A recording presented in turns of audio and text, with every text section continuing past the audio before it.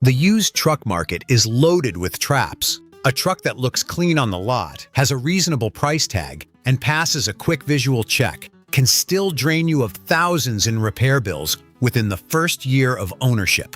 Dealers aren't required to tell you which model years have chronic engine failures. They won't mention which trucks are sitting on the lot because the previous owner got tired of repair bills. And they definitely won't tell you that the price you're seeing is partly because the truck has a known problem no one wants to touch. This video covers 5 used trucks you should walk away from, and the specific reasons why, backed by NHTSA complaint data, Consumer Reports reliability scores, and real repair costs.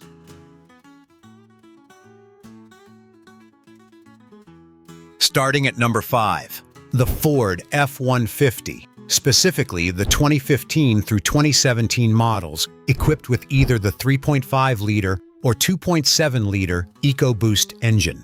The F-150 is America's best-selling truck, which means it floods the used market. And with it comes some genuinely problematic model years. Ford introduced the first-generation EcoBoost in these trucks, and the early versions brought a set of mechanical issues that still catch buyers off guard today. The most expensive one is cam phaser failure. Cam phasers control valve timing inside the engine, and on the 3.5-liter EcoBoost, they wear out faster than they should. The first sign is a ticking noise on cold starts. Left alone, that tick turns into rough idling, misfires, and eventually engine damage. Replacing the cam phasers costs between $1,500 and $4,000 depending on how far the damage has spread by the time someone catches it. Related to that is timing chain stretch. The first-generation 3.5-liter EcoBoost engines from 2011 to 2014 were already known for this problem, and the 2015 to 2017 versions didn't fully resolve it. A stretched timing chain rattles at startup and, in severe cases, causes engine failure outright. The 2.7-liter EcoBoost from the same years has a separate issue: oil pan seal failure. The pan is plastic, the block is aluminum, and the factory seal between them leaks. Ford issued a technical service bulletin addressing it. If the seller can't confirm that repair was completed, factor the cost into your offer. There's also the aluminum body to consider. Ford switched to aluminum on the 2015 generation to cut weight. That's not a reliability problem on its own, but aluminum body repairs cost significantly more than steel. A minor fender bender that runs $400 to fix on an older truck can top $1,200 on these. If you want an F-150, target a 2019 or 2020 model with the 5.0-liter V8, or a 2018 and later 2.7-liter EcoBoost. Ford addressed most of the first generation's problems by then.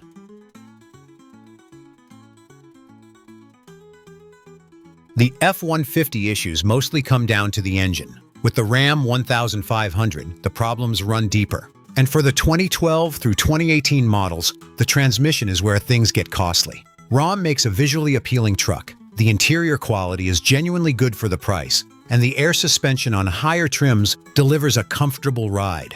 That comfort comes with hidden costs that don't show up on the window sticker. The 8-speed automatic transmission used in 2013 to 2018 models generated a large volume of NHTSA complaints. Owners reported hard shifts, jerky gear changes, and sudden drops into neutral, including while towing. That last part is a safety concern, not just an inconvenience. Transmission control module failures and defective valve bodies were the primary causes. A full replacement runs between $3,000 and $5,500. Separately, the 5.7-liter Hemi's multi-displacement system accelerates wear on the valve lifters. This cylinder deactivation setup shuts down half the engine during light driving to improve fuel economy, but the lifters that enable it wear out faster than the rest of the engine. The symptom is a ticking or tapping sound that starts subtle and gets louder. When those lifters collapse, the repair can exceed $3,000. On top of that, the Uconnect infotainment system in 2013 to 2016 models is known for freezing, random reboots, and outright failure. On a used truck, that's rarely going to be covered under any remaining warranty. If you're shopping slightly newer, the 2019 to 2021 Ram also has recurring rear window leaks. Water that gets into the headliner or behind the electronics doesn't stay a minor problem for long. The better options are a 2020 to 2021 Ram after the transmission issues were addressed, or a pre-2012 5.7-liter Hemi before the multi-displacement system became standard equipment.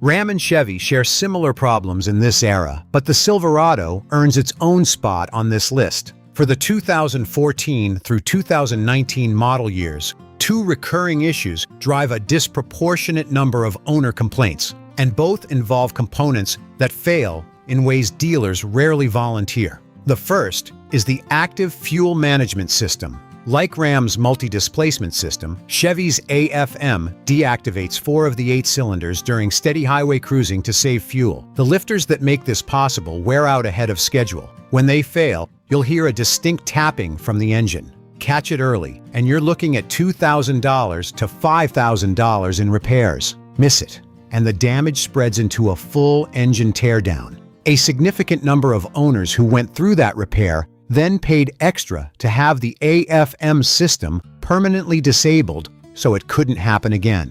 The second issue is the 6-speed automatic transmission in 2015 to 2019 models. It developed a reputation for rough, hesitant shifts that worsened over time. Internal clutch packs and wave plate failures were the main causes. Some owners documented needing 3 separate transmission replacements within 100,000 miles. That's not a wear and tear situation. It's a design problem that keeps expressing itself. One thing dealers will do is present these trucks with recently serviced transmissions. That doesn't mean the underlying problem is resolved.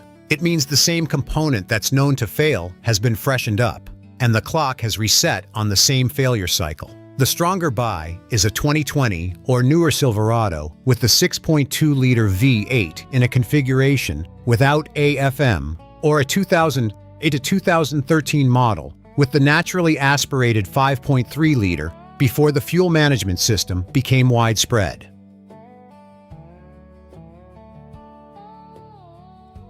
The first 3 trucks on this list have mechanical failure patterns that cost owners money in repairs. The Nissan Titan's problem goes a level deeper. It's a truck whose parts ecosystem is quietly disappearing. Dealers will often lead with the powertrain. The 5.6-liter V8 is genuinely durable, and that part is accurate. What they won't bring up is everything surrounding that engine.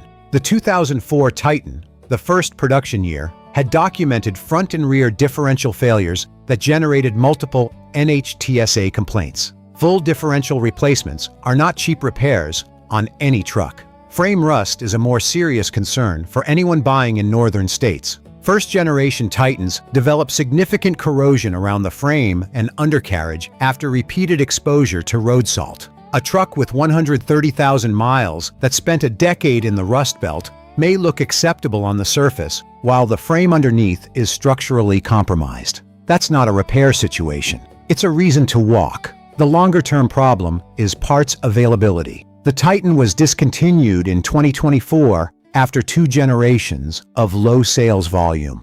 The aftermarket ecosystem for these trucks is thin compared to what exists for an F-150 or Silverado. When something breaks on a first-generation Titan, you're frequently stuck with dealer pricing because aftermarket alternatives simply don't exist. If you want a reliable full-size at a similar price, a 2016 to 2019 Toyota Tundra with the 5.7-liter V8 is the more defensible choice. Better parts availability, stronger resale value, and a longer track record. Just avoid the 2022 and later redesign, which has had its own documented issues.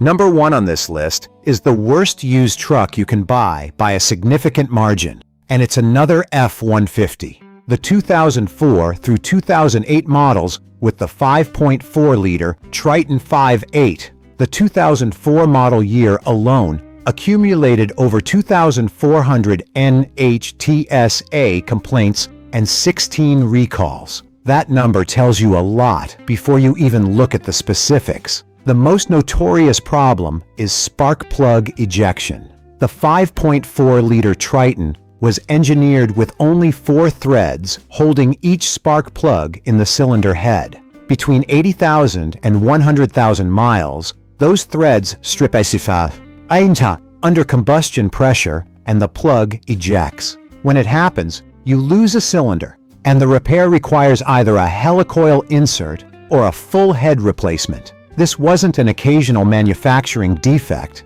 It was a design flaw that affected hundreds of thousands of trucks across this entire generation. Cam phaser failure is also present here, and it's worth noting that this is the engine where that problem originated before it carried over into the EcoBoost era. Cold start rattles that worsen progressively until the engine is rebuilt or replaced. The timing chain guides add a third layer. They're made of plastic and they crack. When a guide fails, the chain can jump or snap, causing catastrophic engine damage. This typically surfaces between 100,000 and 150,000 miles, and total repair cost at that point runs $3,000 to $7,000, depending on how far the damage spread before the truck stopped running.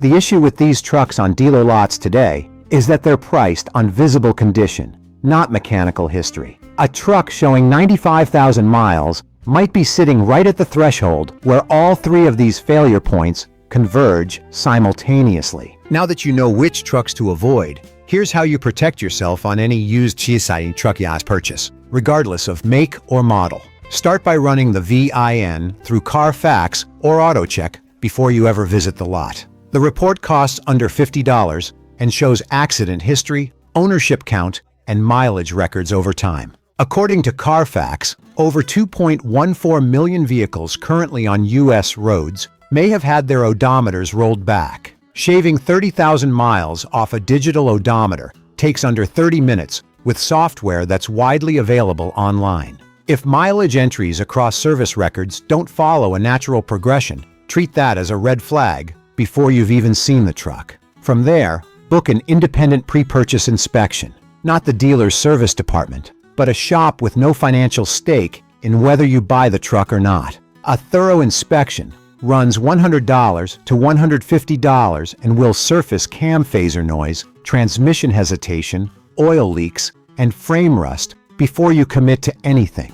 That's the highest return $150 you'll spend in any used vehicle purchase. Finally, check the NHTSA database at NHTSA.gov.